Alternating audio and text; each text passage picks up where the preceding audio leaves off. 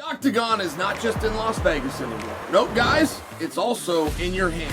With DraftKings Sportsbook, the official sports betting partner of UFC. Get ready, because remember, Rob faces off against John in a rematch at UFC 323. Every punch, every takedown, every finish, every attempt has the potential to pay off for you in real time. New customers can turn $5 into $200 if your bet wins, paid instantly in bonus bets. And hey, Missouri, the wait is over. DraftKings Sportsbook is now live in the Show Me State. Stay in on the action and use your bonus bets in DraftKings same-game parlays. This gives you a shot at an even bigger payout. Do you love the thrill of live betting?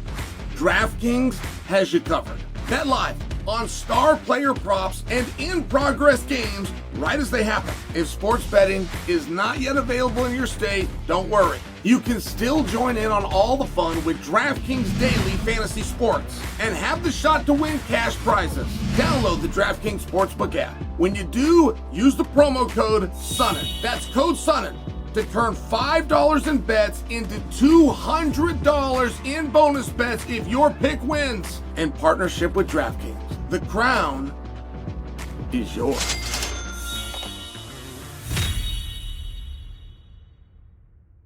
"2014, I'm in Brazil, I'm doing the Ultimate Fighter. I get out there, and it's opposite Wanderlei Silva.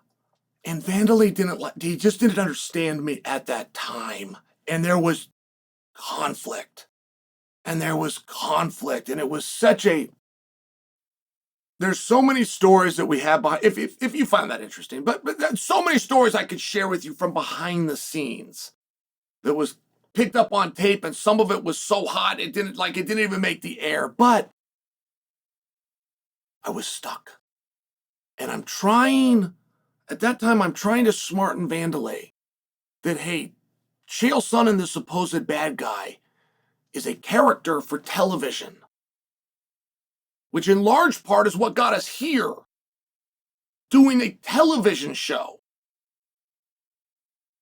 Okay, the axe murderer was not into it, but I couldn't get anywhere because of this. He despised me and did not want to even be in my presence, which in all fairness, I can't fully blame him for, but this is what's going on, and we have to be in each other's presence, and I don't know what to do. I go back to the room, which is a hotel, Airbnb situation in Sao Paulo, Brazil. And I have very limited ability to get to the States. Like, my phone isn't working, but Dana had given me a phone, and so I could get certain numbers, but it was a whole thing, and I went through a to-do to reach a man named Paul Heyman. And I said, Paul, I am sworn to secrecy by penalty of $5 million fine to discuss anything going on in this set. But I got to ask you a question because I got a problem. And I can't get a dialogue. I can't work with him. He's not understanding the entertainment era that I was helping to bring in, right? He's the axe murderer, and he's going to beat you up, and that was just how he saw it, and there was nothing more to it. And I get Paul on the phone. And Paul said, when you find yourself in a situation where you can't work, you have to, I'm going to quote Paul Heyman, shoot on the son of a bitch.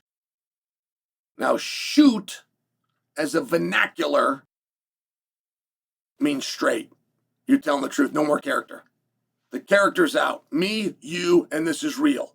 I'm trying to make TV. You're costing us TV. You're going to cost us money. The whole reason we're here is for X, Y, and Z. You would shoot on him. You would level with him.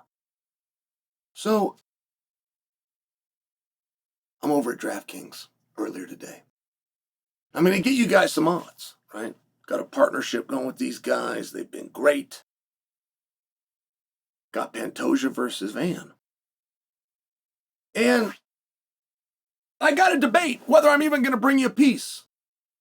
Like, one thing that my partners DraftKings like is when you guys watch the piece. And when you guys comment on the piece, maybe you give it a little thumbs up. They happen to like that. And I'm playing it through in my head and saying, I can't get any clicks on these guys. I can't get any clicks.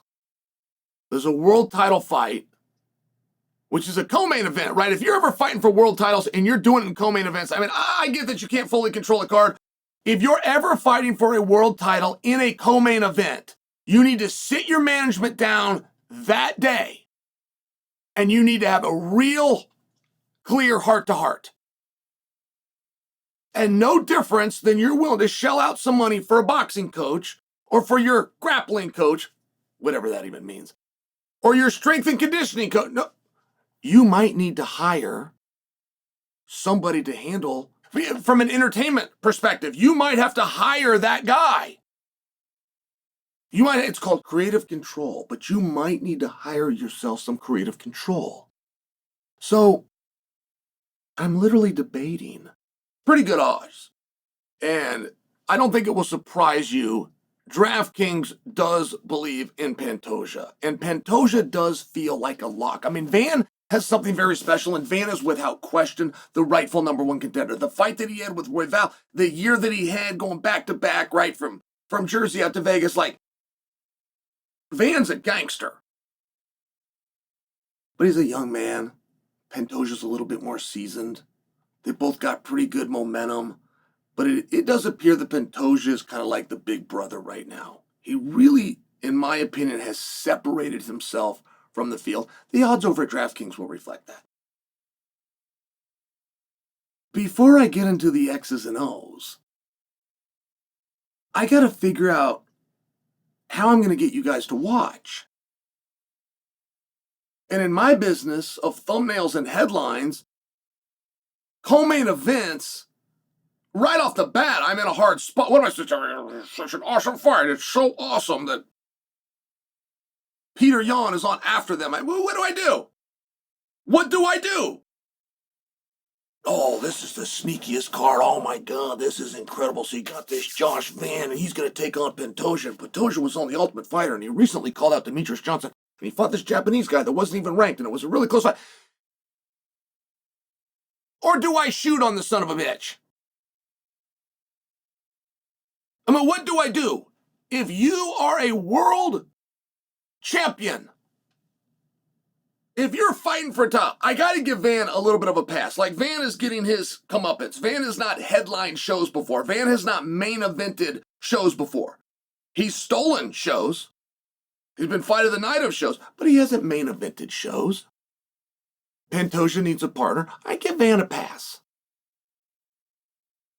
But if you're defending a world title in a co-main event and you're not kicking doors in, I mean, the same way is I'm going to shoot on the son of a bitch, he should be shooting at press conferences. He should be shooting on the fact that he's a defending world champion, one of the top-ranked pound-for-pound fighters in the world, maybe the greatest 125-pounder to ever do it, publicly challenged and was denied by the great Demetrious Johnson. I mean, that's something. You do something with that card. And he should be shooting on the son of a bitch. That's what Dricus did. Dricus Du Plessis, with his meager little Twitter following, lost his mind because a debuting fighter named Bo Nickel was going to get on the main card, and he was not. Lost his mind. Got put on the main card, drew right into a co-main spot and right into a world title opportunity. He's been a main event ever since. And Dricus did what we call shoot on the son of a bitch. And you got to call it for what it is. So, what am I supposed to do to bring attention to my partners over at DraftKings? They got the best odds in town. What am I supposed to do? Tell you, oh, well, great, and if Pantoja gets inside, if they end up in the clinch, but if they get on bottom, Pantoja's got this black belt, but Van's never been submitted, and Van's really good with the hips, and he's good at posturing, he's got big elbows, but his body shots are... What do I do? Is any of that interesting? Is any of that compelling to you? Why are we here? What are we doing? Literally, why are we here? Fight for a world title. Okay, fair enough. What does that world title mean to you? Moreover, if you lose this fight, what does that mean to you? Tell me the level of devastation that you and your family will go through as we go into the holiday season. Give me some reason to watch this fight aside from the fact that your name's got pulled of a hat and you two jobbers are going to go throw hands at each other in 4-ounce gloves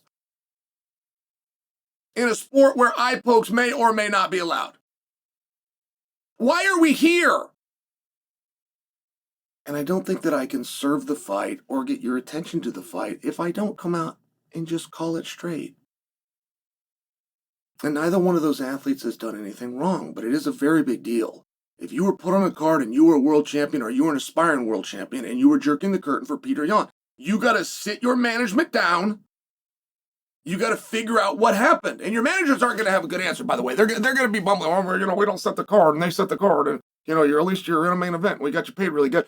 That's not a bad answer from a manager, by the way. That's the best that he can do. Call him on it anyway. Call him out on it anyway. What is it that Merab and Yan did, who, by the way, do not, as a first language, even speak English? Please tell me the last time we had a main event when neither red corner nor blue corner was fluent in English. I apologize. Was the first language. Merab's very fluent. Tell me. And you got to jerk the curtain for them? You need to sit down, put a finger in somebody's chest, and demand that they find out why.